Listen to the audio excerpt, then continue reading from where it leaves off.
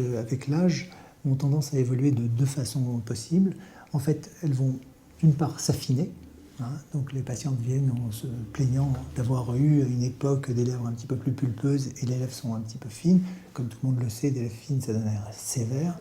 Et la deuxième chose, c'est une demande extrêmement fréquente, ce sont les petites rides verticales, alors qui sont dotées de noms plus ou moins drôles, comme le code-barre, le plissé solaire, etc., qu'on voit beaucoup chez les patientes qui sont exposées beaucoup au soleil, qui ont la peau fine et qui fument. Le patient se présente avec une lèvre qui a une anatomie à peu près normale.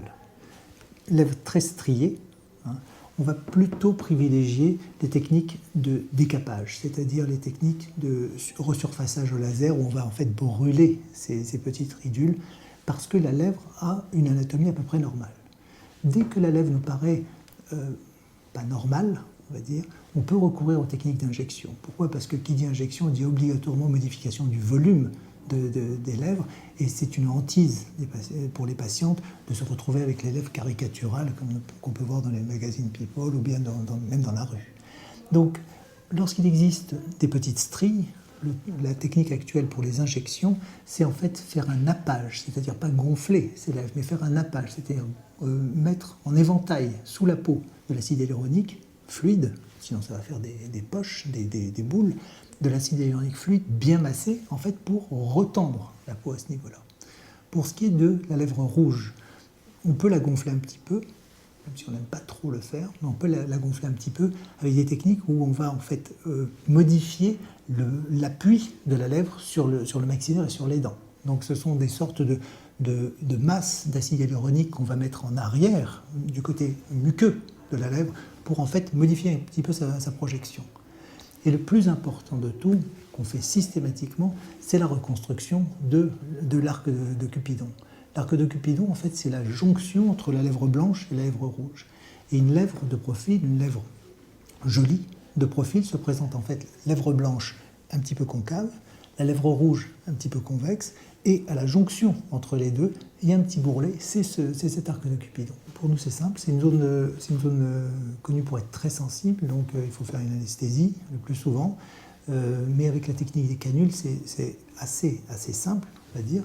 On fait une voie d'abord, c'est-à-dire on fait une effraction cutanée juste au niveau de la commissure, et on passe des canules très fines qui nous permettent de glisser dans l'arc de Cupidon.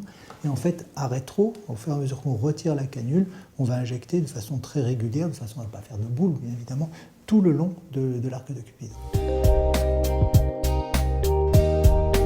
Aujourd'hui, on n'utilise que de l'acide hyaluronique pour le traitement des lèvres. Pourquoi l'acide hyaluronique? Parce que c'est une substance dont on dispose au niveau de l'organisme, qui est complètement résorbable, dont on connaît la durée de vie. D'autre part, l'acide hyaluronique est extrêmement facile à manipuler, en ce sens que toutes les bonnes marques d'acide hyaluronique disposent de plusieurs fluidités d'acide hyaluronique, en ce sens que l'acide hyaluronique sont de petites molécules qui sont agrégées les unes aux autres, et plus elles sont agrégées, plus le produit est dense. Bien évident que pour le traitement des lèvres, on va utiliser un acide hyaluronique assez fluide, donc la corollaire de durée de vie assez limitée dans le temps, 6 mois, mais c'est un avantage et un inconvénient, mais c'est aussi un avantage.